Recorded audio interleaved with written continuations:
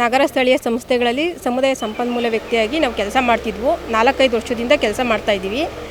ಇವಾಗ ಏಕಾಏಕಿ ನಮಗೇನು ಇನ್ಫಾರ್ಮೇಷನ್ ಕೊಡ್ದಿಲ್ದಲೆ ಕೆಲಸದಿಂದ 587 ಜನನ ಏಕಾಏಕಿ ತೆಗ್ದಿದ್ದಾರೆ.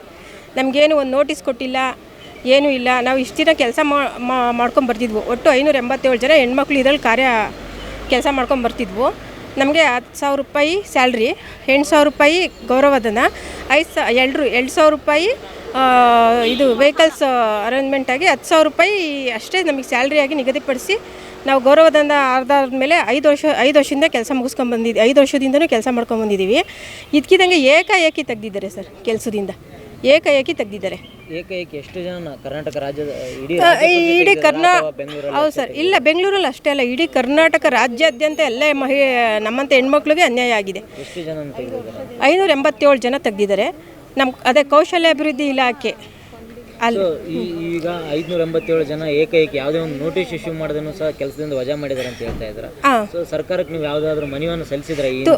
ಕಳಿಸಿದ್ದೀವಿ ಸರ್, ತುಂಬ ಸಲ ಕಳಿಸಿದ್ವಿ. ಅಲ್ಲಿಗೋದ್ರೆ ಇನ್ನೊಂದು ಲೆಟ್ರ್ ಬರುತ್ತೆ, ಕಾದು ನೋಡಿ ಅಂತಂದರೆ ಯಾವ ಲೆಟ್ರೂ ಸಹ ಕೊಟ್ಟಿಲ್ಲ ನಮಗೆ. ಇವತ್ತು ಉಪಮುಖ್ಯಮಂತ್ರಿಗಳನ್ನ ಭೇಟಿಯಾಗಿ ಬಂದಿದ್ರೆ ಅವರು ನಿಮ್ಗೆ ಯಾವ ರೀತಿ ಆಶ್ವಾಸನೆ ಕೊಟ್ಟರು? ಸರ್, ನಾವು ಹೇಳ್ತೀವಿ ಕೌಶಲ್ಯಾಭಿವೃದ್ಧಿ ಇಲಾಖೆಗೆ ನಾವು ಮಾತಾಡ್ತೀನಿ ಮೇಡಮ್ ಹತ್ರ ಅಂತ ಹೇಳಿದ್ರು. ಸೊ ಭರವಸೆ ಇದೆಯಾ ಉಪಮುಖ್ಯಮಂತ್ರಿಗಳು ಈ ಒಂದು ಕಾರ್ಯ ನಿಮಗೆ ಮತ್ತೆ? ಹಾಂ ಸರ್, ಮಾತಾಡ್ತಾರೆ ಸರ್. ಉಪಮುಖ್ಯಮಂತ್ರಿಗಳು ನಮ್ಮ ಪ್ರತಿಯೊಂದು ಕೆಲಸಕ್ಕೂ ಸಪೋರ್ಟ್ ಮಾಡಿದ್ದಾರೆ. ಇವಾಗಲೂ ಸಹ ನಮಗೆ ಸಪೋರ್ಟ್ ಮಾಡ್ತಾರೆ ಅಂತ ನಾವು ಅಂದ್ಕೊಂಡಿದ್ದೀವಿ. ಖಂಡಿತ ಮಾಡೇ ಮಾಡ್ತಾರೆ. ನಮಗೆ ಇವಾಗ ತೊಂದರೆ ಕೊಡ್ತಾ ಇರೋದು ಕೌಶಲ್ಯಾಭಿವೃದ್ಧಿ ಇಲಾಖೆ, ಮೈ ಶುಗರ್ ಬಿಲ್ಡಿಂಗು ಅಲ್ಲಿ ಇದೆ ಬೆಂಗಳೂರು. ಒಟ್ಟಿನಲ್ಲಿ ನಿಮ್ಮ ಒತ್ತಾಯ ಏನು ಸರ್ಕಾರ? ಸರ್, ಎಲ್ಲದಂತೆ ಇವಾಗ ಹೆಂಗೆ ನಾವು ಹಿಂದೆ ಕೆಲಸ ಮಾಡ್ಕೊಂಬತ್ತಿದ್ವೋ CRPಗಳಾಗೆ ನಾವು ಕೆಲಸ ಮಾಡಬೇಕು. ಏಕಾಏಕಿ CRPಗಳಾಗಿ ವರ್ಕ್ ಮಾಡ್ತಾ ಇರೋರನ್ನ RPಗಳಾಗಿ ಮಾಡಿದ್ದಾರೆ.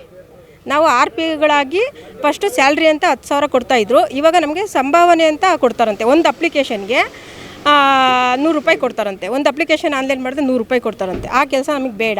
ನಾವು ಇಷ್ಟು ದಿನ ಏನು ಮಾಡ್ಕೊಂಬತ್ತಿದ್ವೋ ಅದೇ ಥರನೇ ನಾವು ಮಾಡ್ಕೊಬೇಕು ಅಂತ ನಮ್ಮ ಉದ್ದೇಶ ಸರ್.